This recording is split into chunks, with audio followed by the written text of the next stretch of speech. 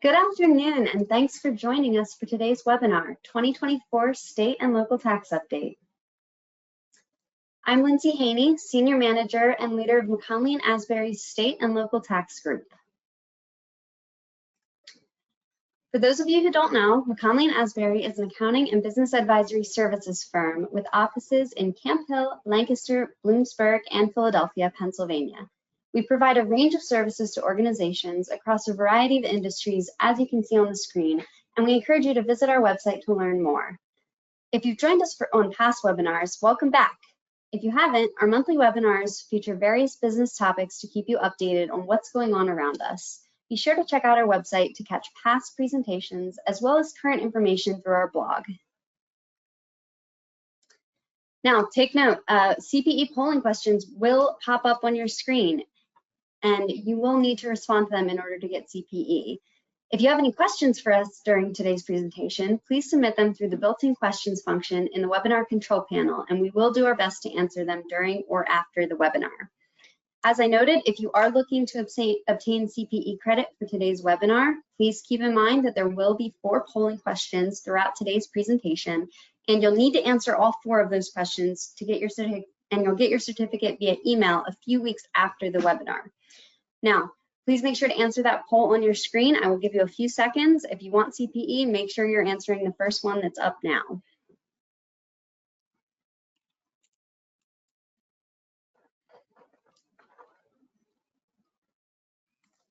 All right, we'll be closing down that poll in just a few seconds. All right, and it looks like a lot of people want CPE, so that you are in the right place.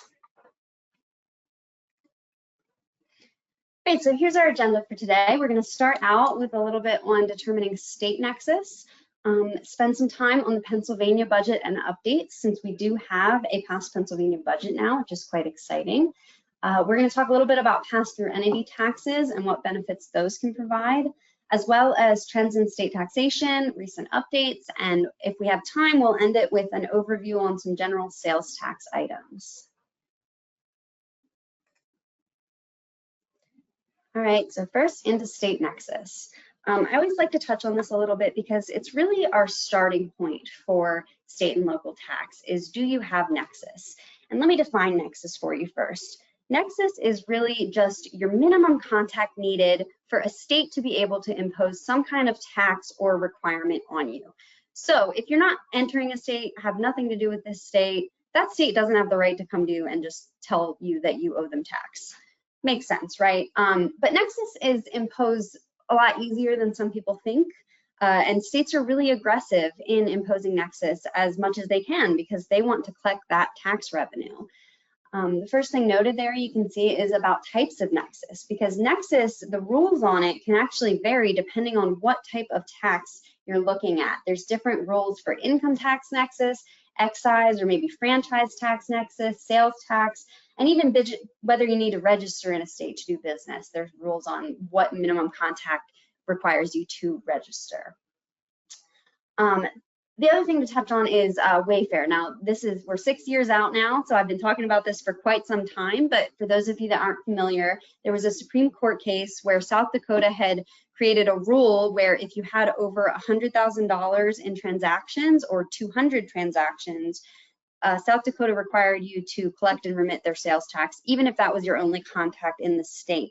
And that previously was not standard. However, since then, especially now 6 years later, that is the standard for almost every state. It's called economic nexus, and it basically just says if you have sales into that state over a certain amount, then that's all you need for the state to require you to collect sales tax.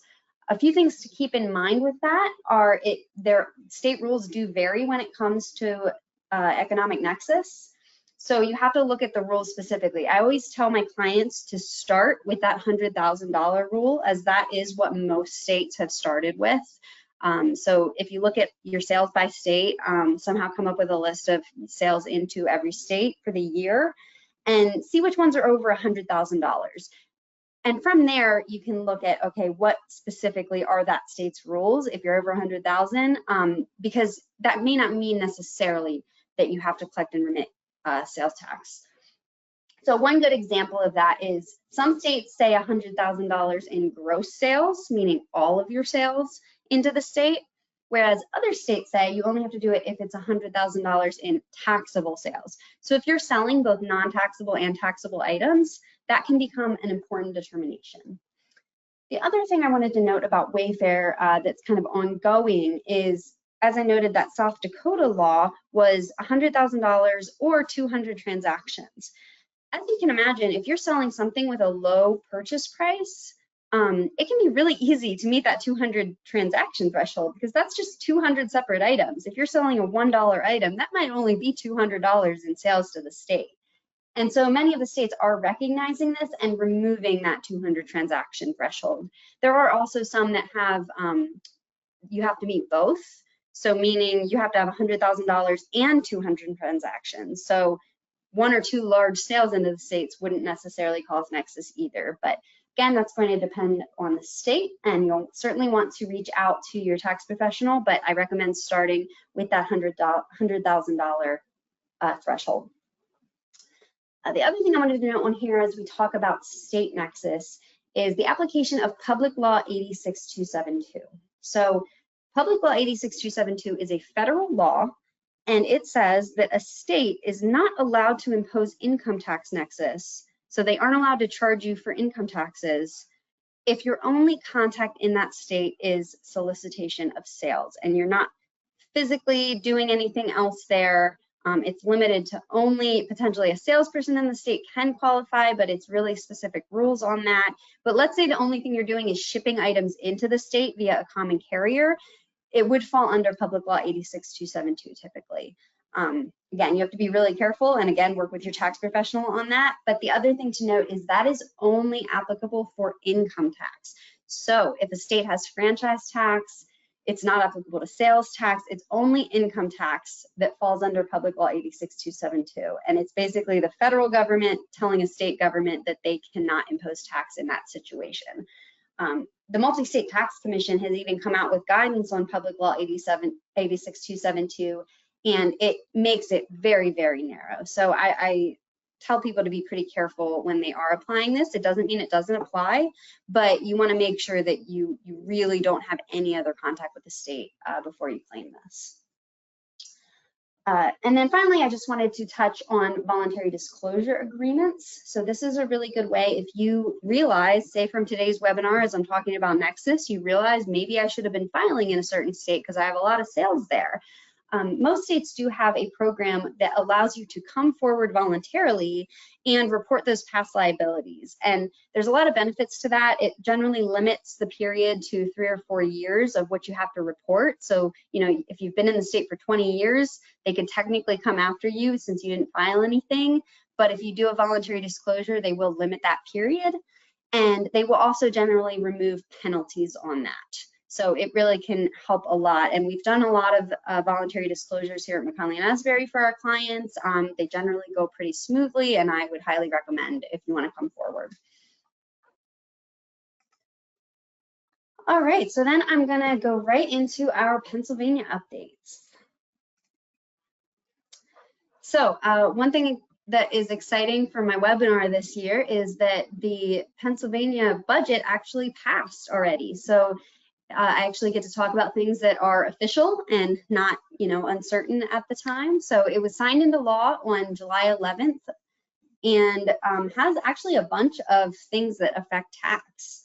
So first of all, I have listed there is the net operating loss update. So basically, that is a positive update for taxpayers. I'm going to skip over it though, because we will go over that one on the next slide.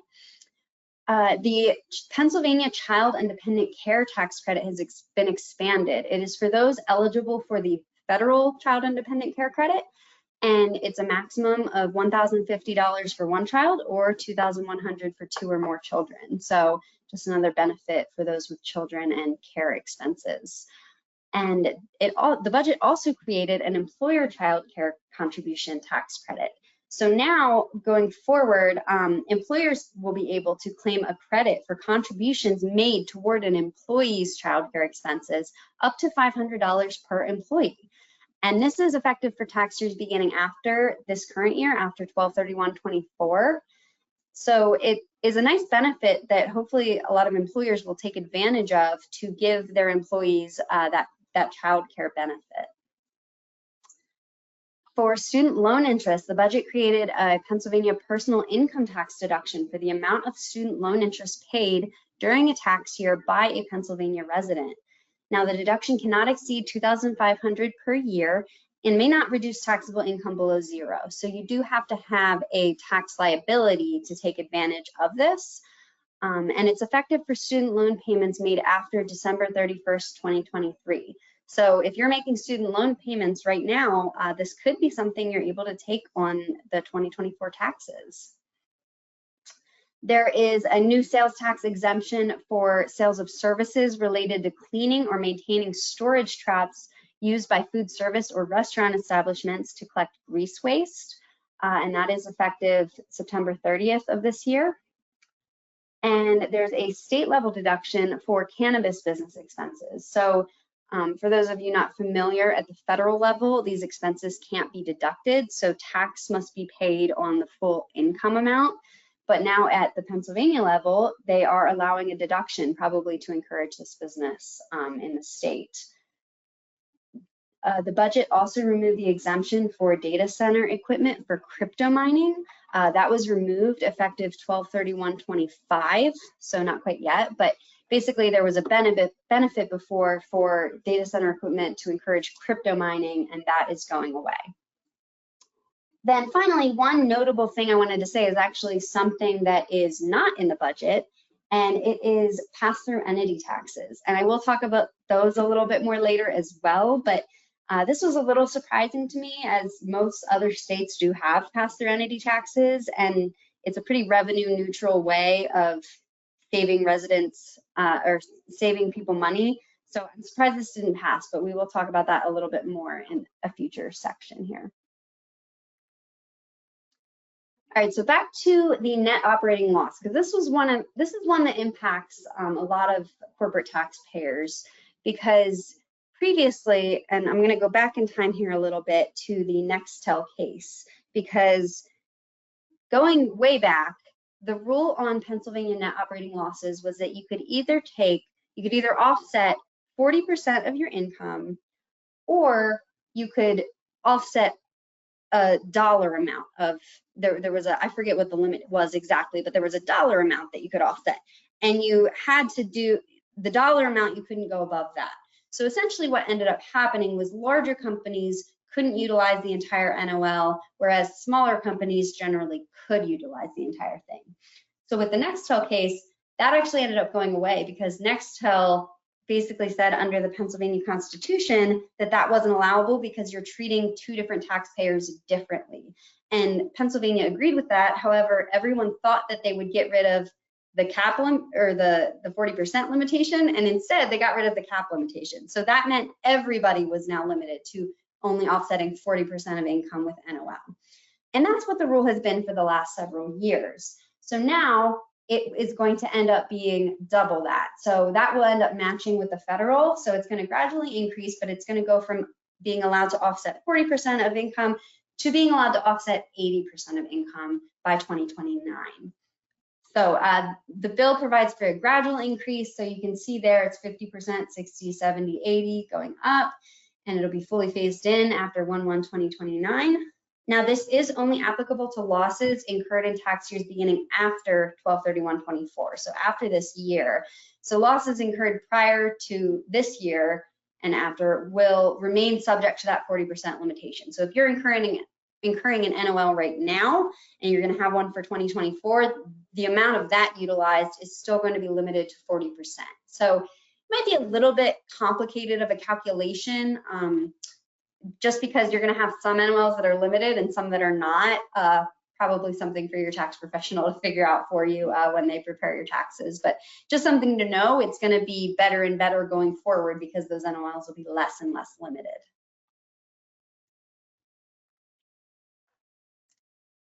All right, other PA updates. So there are, PA corporate rate previously was 9.99%, which was quite high compared to other state corporate income tax rates.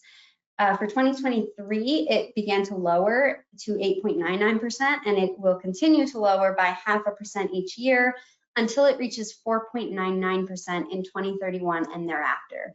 I think Governor Shapiro actually wanted to speed that process up because obviously 2031 is quite a while from now, but that didn't happen this year. But we will see that continue to decline. The Section 179 deduction in past years for Pennsylvania purposes, it was limited to $25,000. But last year that changed, and now the PA limit is $1 million, I think increased for inflation, reduced if the total property placed in service exceeds 2.5 million. So that was another taxpayer-friendly change, allowing that deduction in Pennsylvania.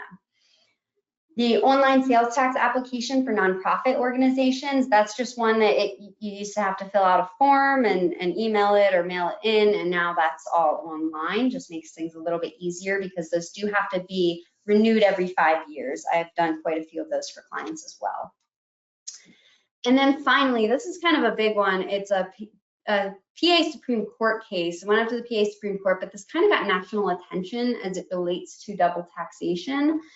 It's Zilka versus the Tax Review Board, and the case addressed whether a city resident was entitled to a credit for state-level taxes paid to Delaware. The taxpayer was a resident of Philadelphia who worked full-time in Wilmington, Delaware. So therefore, she was subject to the state and local tax in Delaware and subject to the Pennsylvania personal income tax and the city wage tax in Philadelphia. So under the PA and Philly laws, the taxpayer, she could claim a credit for the Delaware tax against her personal income tax liability. She was also able to claim a credit for Wilmington tax against her wage tax liability in Philadelphia, but the city denied her claim for a credit against wage tax based on the tax paid to Delaware that she was unable to use against her Pennsylvania liability. So let me unwind that a little bit because I know that was a lot I just said. So Delaware has a tax rate ranging from 2.2 to 6.6% depending on your income. Let's assume that this taxpayer hit that 6.6% rate in Delaware. The credit that she would be allowed to take in Pennsylvania is only going to be 3.07% because that's Pennsylvania's rate, and they're not going to give a credit higher than the tax that they would have assessed. So generally what we would normally see is that she would take a credit for the city of Philadelphia for the excess amount that she couldn't take in Pennsylvania. And that's what they're basically saying no to in this case. So the Pennsylvania Supreme Court did agree that the city's tax regime is constitutional, and they would only be required to give credit for the taxes paid to other local jurisdictions, not for state level taxes. So basically the result ends up being that this taxpayer is subject to both the higher Delaware state tax and the higher Philadelphia local tax. So she kind of loses in both instances there. So just something, I think it was kind of surprising, but you know, it's getting more and more complicated to deal with multiple jurisdictions, and generally every jurisdiction is out to get the most that they can. All right, now we are going to go on to polling question number 2, and I'm curious, which Pennsylvania budget update are you most interested in? Is it the net operating loss limit increase, the child care credits, the student loan interest deduction, or another case that we talked about or didn't talk about? I'd love to hear in the comments if it's one we didn't talk about. But I'll give you a few minutes. For those of you not listening super closely, there is a polling question, so make sure you answer it if you'd like your CPE.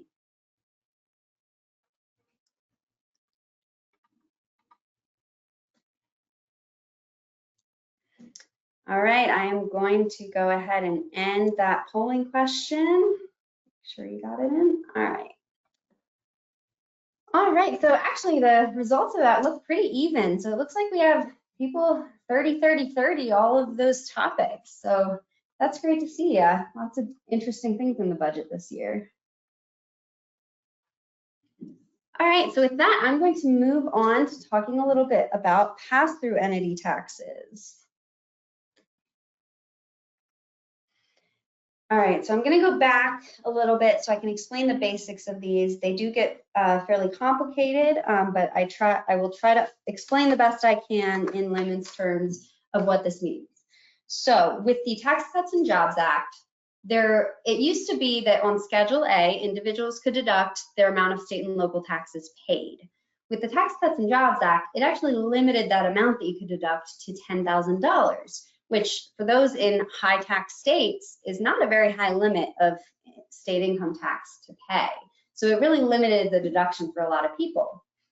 The IRS did, however, then grant a workaround for states, and they basically said you are allowed to use this pass-through tax, and I'll get into what exactly that is, but it's something that the IRS has blessed to essentially get around this first, or this $10,000 cap. So before I get into what exactly PTE tax is, the previous options, when we were filing tax returns for different states, you're generally, these are for flow-through entities specifically, because if you're a corporation, you're paying tax at the entity level already. But for partnerships and S corporations, generally you're required to file some kind of return, and that return often would show income flowing through to the owners. And then a lot of times the owners might have to file in that particular state because they have income there. With a composite tax return, it's another return you could file where the entity is paying tax on behalf of the shareholders. So it's still considered the shareholders or partners paying the tax, like it would be a distribution to them. It's not an entity level tax. It would just be, just to make things simpler, it's the entity paying tax on behalf of their shareholders. So it doesn't really change anything. It's just more of a convenience to file a composite tax return. So now with this workaround granted, there's a kind of a third type of return that we're able to file called a pass-through entity tax return. And this is actually an entity level tax. So rather than a composite where you're paying tax on behalf of shareholders and then that tax would still be subject to that $10,000 limitation, this tax is at the entity level, meaning the partnership pays the tax, which means the partnership can then deduct the tax. So that would be the difference. It's that tax deduction at the partnership that wouldn't be allowed at the individual level. And that's the benefit of those pass-through entity taxes. So when we talk about what the benefit really is, it actually is the amount of state tax expense times that person's federal rate. So if that is like up to 37% or so, that can be a really high savings amount. So it's definitely something to consider if you are filing in different states that have this. As I noted, Pennsylvania does not have this, so it is not an option for Pennsylvania, but if you are filing in other states that do have it, it can potentially lead to a lot of tax savings if you're paying tax in those states. Just a little timeline I wanted to put on here. So it was December of 2017 when the Tax Cuts and Jobs Act was passed, and April 2018, Connecticut was very quick to react, and they not only allowed a pass-through entity tax, they actually had a mandatory one for a while. It's no longer mandatory, but it was for a few years. And then it was 2020 though, until the IRS notice actually blessed these PTE taxes and allowed them as a workaround. And states love them because they're revenue neutral. It's not saving state taxes, it's the federal benefit that makes them so attractive. And then the other thing I wanted to note with pass-through entity taxes is that, like several of the Tax Cuts and Jobs Act provisions, there is a timeline on this. So they expire as of 12/31/2025. So it's questionable what we'll see after that, because once the $10,000 cap limit expires, then are we still going to see these pass-through entity taxes? Maybe we will. I think there might even be some that automatically end as of 2025. So we'll have to just see what happens at the federal level and then how states react. There are a whole bunch of considerations I generally want people to think of though with pass-through entity tax, and this is where it gets even more complicated because now the mandatory versus elective, most are elective now, so that's not quite as much of an issue. And I'm pretty sure most of them are irrevocable. So once you decide to do this, you can't go back. So you do want to be sure about that. There are some though that you can. There's different deadlines of when you need to elect the tax. Is it an annual election or one time? Who's eligible for it if you have different types of partners or shareholders? And what's the rate? Because that can also be a determination. Sometimes the rate might be higher than the individual rate, so it could potentially not be as attractive in that scenario. Are there estimated payments required? And then, is there an allowable credit for that tax paid? Because that can potentially be an issue too. Pennsylvania in particular, is very odd in this scenario because for S corporations, they allow credits for pass-through entity tax paid for S corporations, but for partnerships, they do not, which is very odd. It doesn't really make any sense, but that's what they've come out and said. They have their own logic to it, but I think that was another hope with Pennsylvania allowing a PTE tax, was that now other states' PTE tax would be deductible, but unfortunately that is not the case for partnerships. Some other considerations, again, just more things on credits. Some treat things differently, so some of the calculations are different. There's really a lot to consider. And again, that credit for taxes paid, is that going to be allowed? And then some do automatically end, as I noted. So just a lot of things to consider. You definitely want to think about all of the options and what this looks like if you're considering filing this. And it's a great idea to reach out ahead of time because, you know, the longer, as a tax professional myself, I can tell you I'm going to be much happier to work with a client to figure this out in the fall than I am, you know, March of next year when you're trying to meet that deadline for filing it. And just, I like this chart from the AICPA. It just kind of shows you so many states do have this in place. So a lot of states have this PTE tax. This is, as you can see, it's as of May 14th, 2024. So it's a little out of date now because we had a proposed PTE tax bill. That's essentially dead. But most states that have an income tax do have something like this.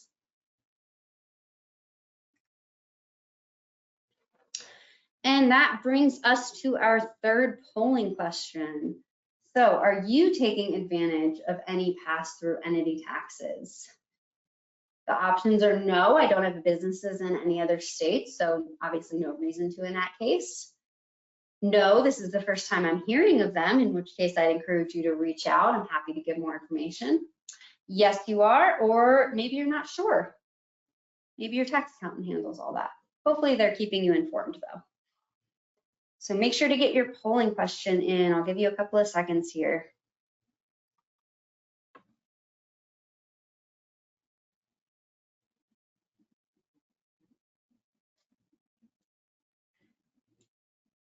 Okay, we're gonna wrap that up. Get your answer. All right.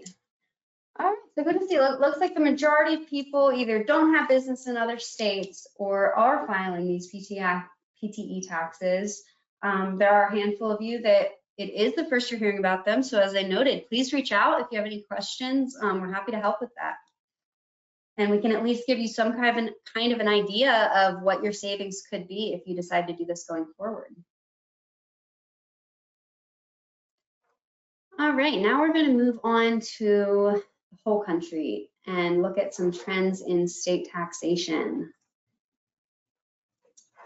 So a few recent state updates. For Tennessee, previously on the franchise tax return, there were two measures, and you were required to pay the higher tax liability of the two measures. One of them was based on net worth, which was like assets minus liabilities times your apportionment to Tennessee.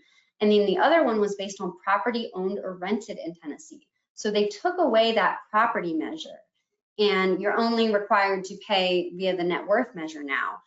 But it goes further than that to say if you did pay higher tax based on that property measure, you can go back to the state for a refund for up to the last 3 tax years. So that is definitely something to look at if you're filing in Tennessee.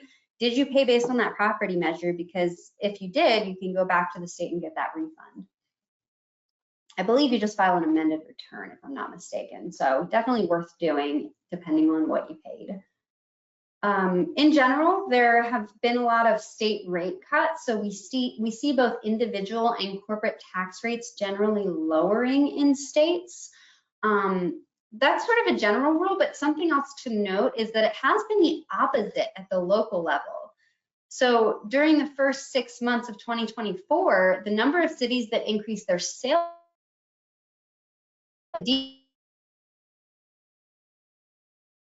a really big number. We're seeing most cities or counties also had more increases and decreases. It wasn't quite that drastic. But for the sales tax in particular, because sales tax is easier for localities to increase it, and it generally doesn't fluctuate as much, like people still go out and purchase things, that's an easy thing for them to update. So something kind of odd, but I guess we're seeing states in a better revenue position than the cities and counties. Fortunately, in Pennsylvania, we only have 2 local sales taxes, so we are a bit less affected. It's not like localities imposing sales tax very much. On those retail delivery fees, Colorado, well, so related to those local increased rates, we also see increases in different types of fees imposed by both states and localities. And this retail delivery fee is one I wanted to talk about a little bit. Colorado's is 27 cents on each retail sale delivered by motor vehicle to Colorado customers. It applies to all retailers licensed to make sales in Colorado, regardless of their location. So essentially, you have to collect this if you're subject to sales tax in Colorado. And it applies to orders placed on or after July 1st, 2022. So it is already in place. And it includes deliveries by common carriers. So like it doesn't have to be deliveries in your own trucks. It can just be any deliveries you have into the state. So that's a pretty big deal. And not only that, because we saw that a couple years ago, didn't think too much of it because occasionally you see states come out with these random fees. But the fact that now Minnesota also has one, it seems to be becoming more popular. So there's a 50-cent fee for retail delivery transactions of tangible personal property over $100 in Minnesota that they're calling a road improvement and a food delivery fee. The tricky part with this one is that although there's some exceptions, the Minnesota one does apply to items that are not subject to the sales tax. So that could get kind of complicated in the actual administration of it, because if you have someone who's not collecting sales tax, now they have this separate fee to administer, it might make things a little hairy there. It's effective July 1st, 2024, so it is effective now, but just recently. But you are exempt if you had Minnesota retail sales less than $1 million in the previous calendar year. So it is for those bigger retailers. And again, as I noted, I haven't looked into it like very specifically, as I haven't had this come up with clients, but it seems like there's exceptions for food deliveries by a food service establishment.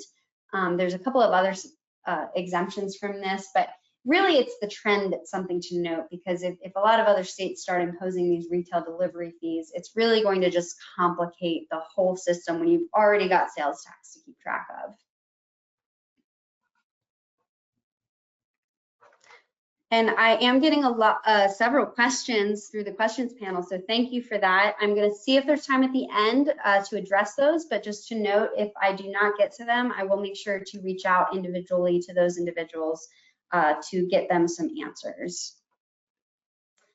Another state update, just because this is close to home, New Jersey is going to increase their gas tax over the next 5 years, totaling at the end of the 5 years, it's going to be up to 10 cents a gallon more than it currently is. So you'll see an increase in gas prices there.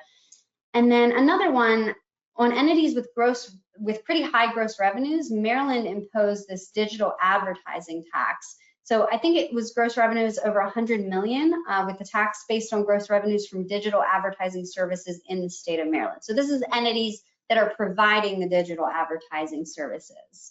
Now, there have been a lot of legal challenges with the Maryland one, but so far, none of those have prevailed. The tax still stands. And as you can see, Nebraska has some bills introduced with something similar, along with several other states. So this is another thing that's kind of growing in popularity among states. Now, one thing to note on that, specific to Pennsylvania, is I don't believe that Pennsylvania could impose a tax with the same rules as Maryland because of that PA Constitution point that says you can't treat 2 different taxpayers differently. So I think they would struggle to impose a tax with that gross revenue threshold. But who knows? I mean, they could certainly try to find a way around it, but digital advertising is becoming a more popular service to tax in different states. And that tax is generally based on the gross receipts of those companies providing those services.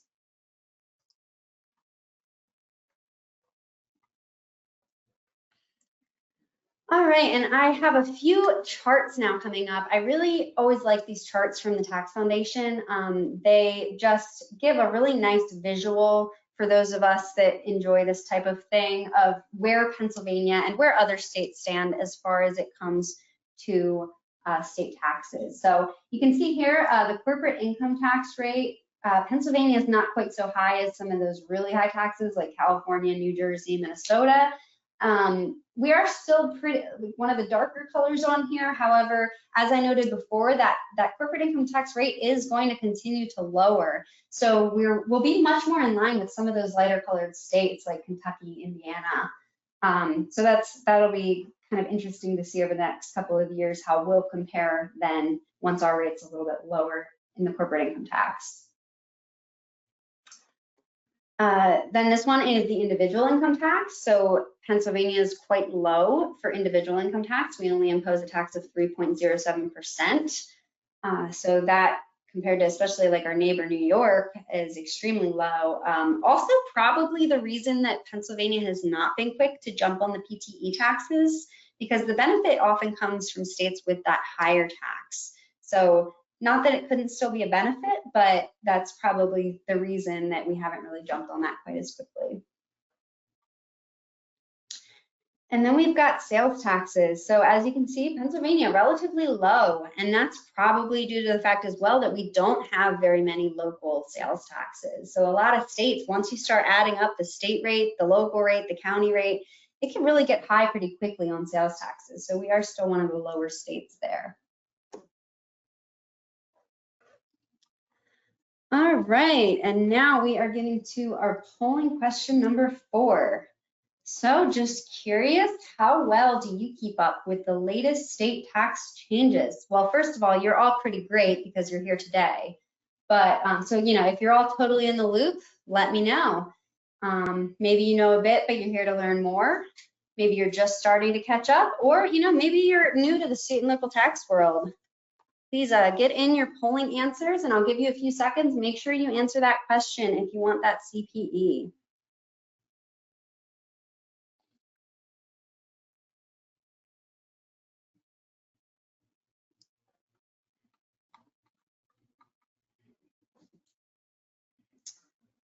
All right, we're gonna go ahead and close that poll.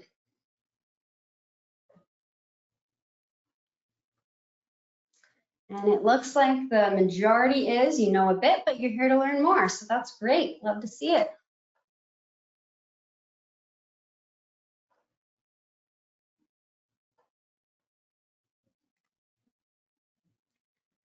All right, and we are going to get into our final section here on sales tax. So I decided to add this into our webinar because I realized I get a lot of different sales tax questions from clients, and they tend to be all over the place, which is great. It keeps my job interesting, but I thought it would be nice to kind of go over some of the basics because I think a lot of people don't quite understand how sales tax works.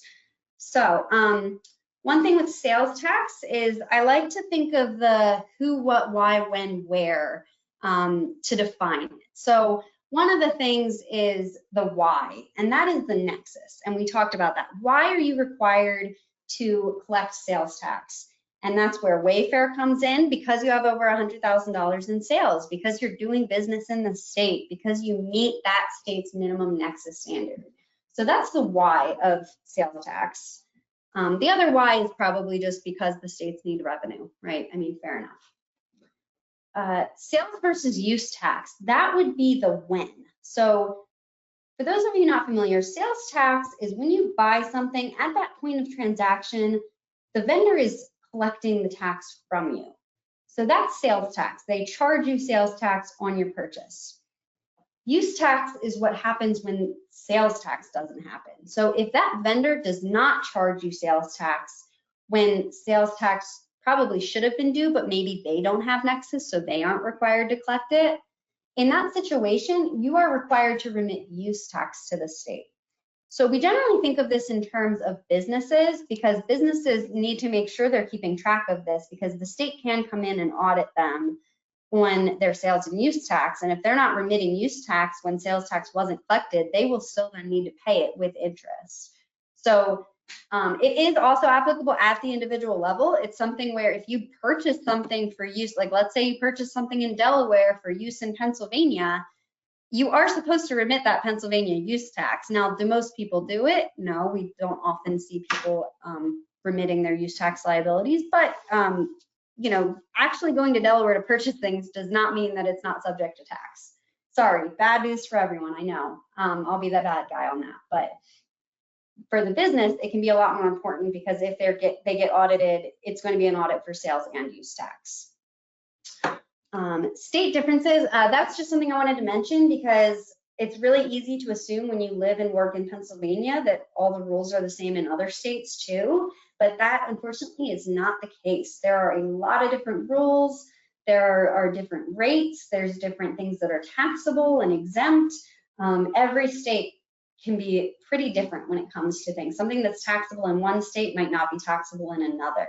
There might be exemptions in one state that do not exist in another state.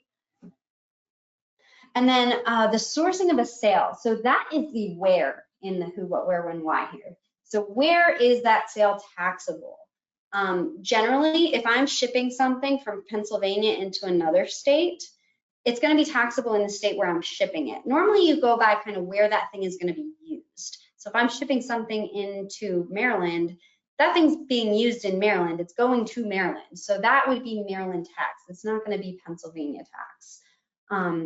It can depend whether it's what we call interstate or intrastate sales, interstate being from one state to another, intrastate being within one state. So Philadelphia, for example, is kind of odd with that, where stuff is often sourced at the location of the vendor rather than the location of the purchaser. So just some weird things with that.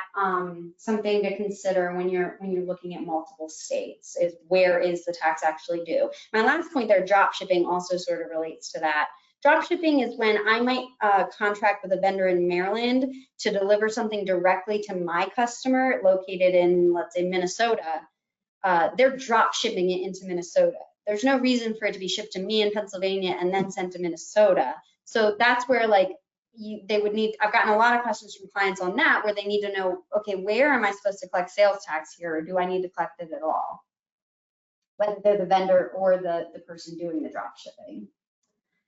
And then finally, the other thing to consider is the what, which is the basis of tax. What are you buying?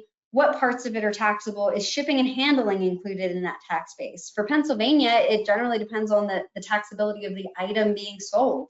If it's taxable, then the shipping's taxable. If it's not taxable, then the shipping's not taxable. But that can vary based on different states. There's some states where shipping and handling is generally not taxable at all.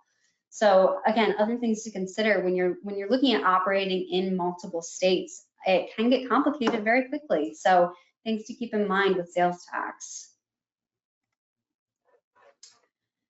And then finally, there's a couple of the general things I wanted to talk about. So exemptions versus non-taxable item.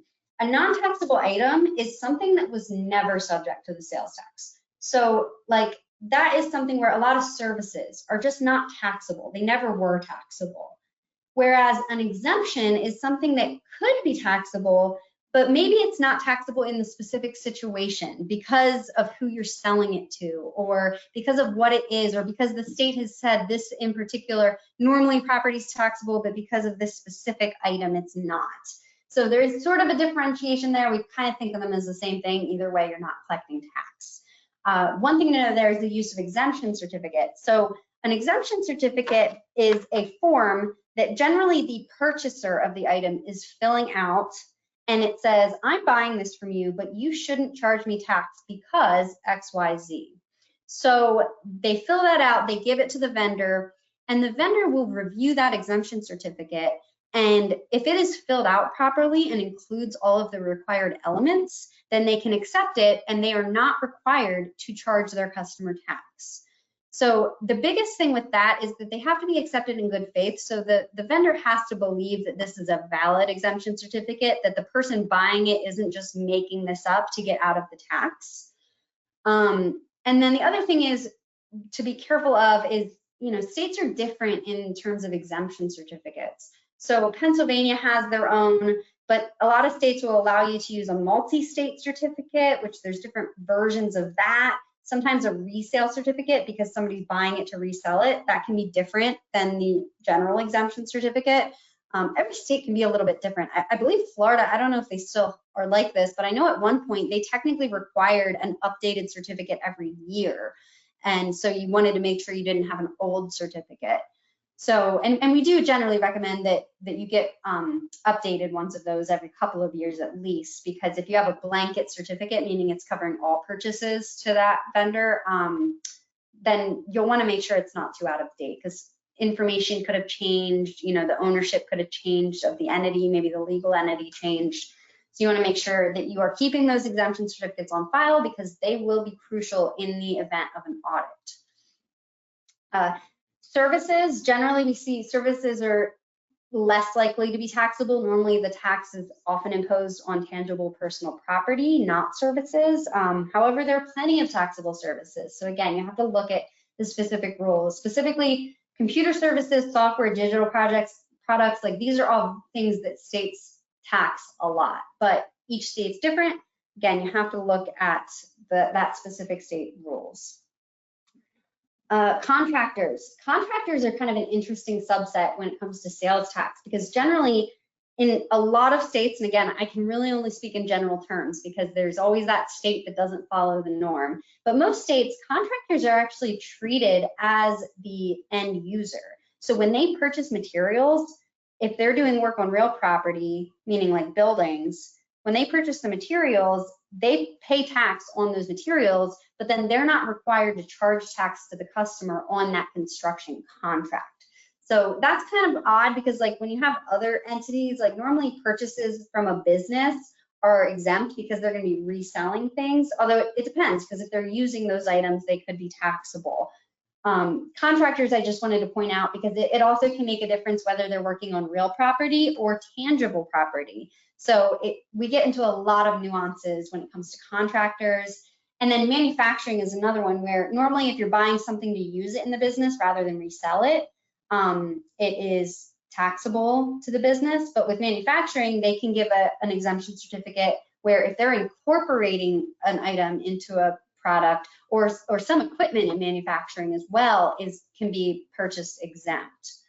So just a couple of my general exemptions I see. Of course, nonprofits and governments, as I'm sure many of you know, they can make a lot of exempt purchases. I do see a lot of mistakes with Pennsylvania though, because you do actually have to apply to be exempt in Pennsylvania. You are not just exempt based on the fact that you're a 501c3. So that's just another thing to keep in mind, because I have seen some nonprofits making purchases claiming they're exempt, but then they didn't actually have that exemption. So if you're a nonprofit, this is the first you're hearing of it, feel free to reach out. I'm happy to go over those rules. As I noted, I can only speak in general terms with all of this stuff. It gets pretty complicated, but that is what your friendly tax professional is here for.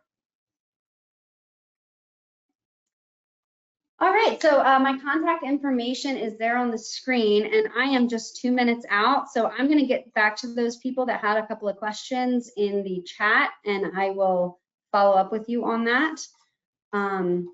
But there's my contact information. If you have any further questions regarding today's presentation, please feel free to reach out. Our team would be happy to assist in any questions that you might have on sales tax, on really anything I talked about today. And a recording of today's presentation will be posted on our website and social media sites in a few days. And those of you who requested CPE and did answer all of those polling questions, those certificates will be sent out within the next 2 weeks. And then there's a few things I wanted to go over here. You're going to want to stay on because we have 1 minute until that 50-minute deadline. So keep on the webinar for these last couple of things. I wanted to note a couple of upcoming events. First of all, you can register today for our upcoming ethics webinar on August 29th, with the discussion centered around staying compliant and creating a culture of ethical behavior. So if you need that ethics CPE, this is a great way to get it, and a great way to hear from Mike Hoffner, our managing partner, and I believe Janice Snyder's on that one as well. And then we also have a webinar on September 12th, and that is Investing for Success as a Nonprofit Organization. So any of my nonprofit clients or not nonprofit clients or non-clients that are on this webinar, if you're interested, join in for that webinar. So thank you again for joining us, and keep an eye out for those blog posts coming out in these upcoming webinars. I encourage you to keep engaged. We try to keep things relevant to everybody here, and enjoy the rest of your day. Thanks, everybody.